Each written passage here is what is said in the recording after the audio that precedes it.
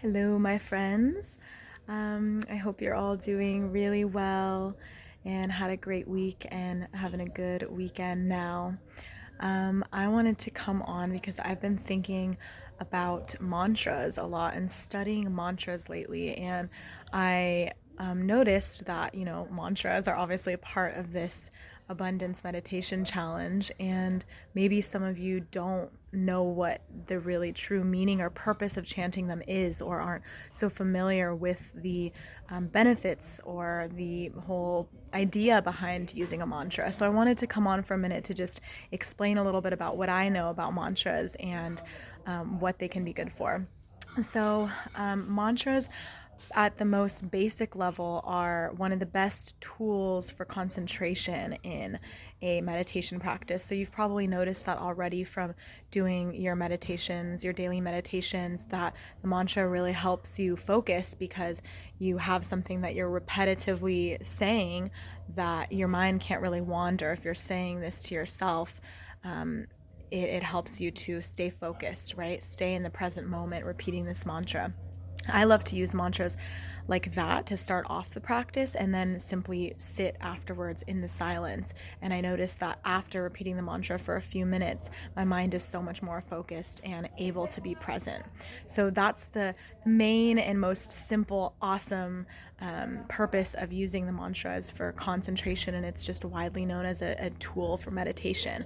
But then it goes so much deeper than that because the mantras that we're using are Sanskrit, obviously, which is probably the oldest language in the world, if not one of the oldest languages in the world. And it comes from Vedic tradition. So, ancient Indian tradition, I believe, is what that would be. And it is said to be, by Vedic philosophy, it is believed to be actually the sound of the universe. Sanskrit, the language itself, has 49 letters in it, and 35 of those letters are soft sounds versus hard sounds. Soft sounds are when the vocal cords in the back of your throat touch together very lightly, making it so that that sound is more resonant and lasts longer and has a longer vibration. So that's what makes it a more vibrational language. For example, you have the mantra that everyone knows, Om. And Om in Vedic tradition is believed to be the sound of the entire universe, and it actually has the same vibrational frequency as nature and Earth's own electromagnetic pulses.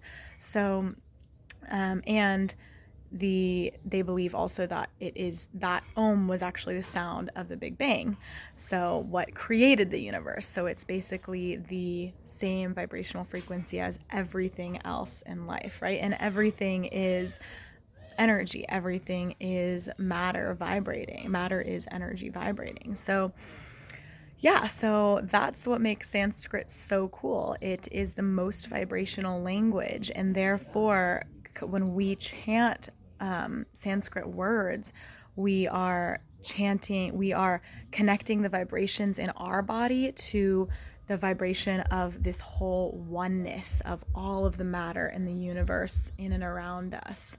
So I hope that makes sense. We're chanting the vibrational energy of the universe itself. So, and obviously then, on top of that, each mantra has its own general meaning that is assigned to it. But the words are there's so much more about chanting the mantra is so much more about the vibration than it is about the meaning of the words. But with that meaning comes intention, right? Because we all created language in this way. We gave meaning to language and what each word means. So it's that intention behind that which also can help you to realize things. If there's a goal that you're trying to reach in the material or spiritual world, you can find a mantra related to that goal or thing that you're hoping to attain. And a good mantra practice would be to repeat the mantra twice a day for 40 days is how they say that you can really get a good have some benefit from it. But you can also just take a mantra that resonates with you and just recite it over and over to yourself as much as possible whenever you can, whenever you remember throughout the day. And it doesn't have to be chanting it out loud either. It's said that even if you chant it under your breath or think it or say it very quietly, that or whisper it to yourself, that it has the power that it has. So yeah, it's pretty awesome. Just wanted to give you a little bit of background on mantras. I'm currently reading this book, which is really cool, by Thomas Ashley Farrand, Healing Mantras, and it's great because it talks about a little bit about the history, and then it goes through and shows you all the different mantras you can use for different things. And I like it because it also talks about how every religious practice in the world basically has had some sort of chanting practice. So sound and the power of sound, the power of chanting is not a new thing, right? It's very ancient and people know it. I mean, in every religious tradition, they say usually like, you know, God spoke and the world was created, or God said a word or something like that. So all of them relate the creation of the world back to sound, which is really cool. And then like we in the West have the Big Bang Theory. I've been studying, I started studying sound healing when I was in India a few months ago. So they also use mantra and sound healing. And I also wanted to show you my beads, which is yet another tool. These are mala beads, so yet another tool for chanting the mantra.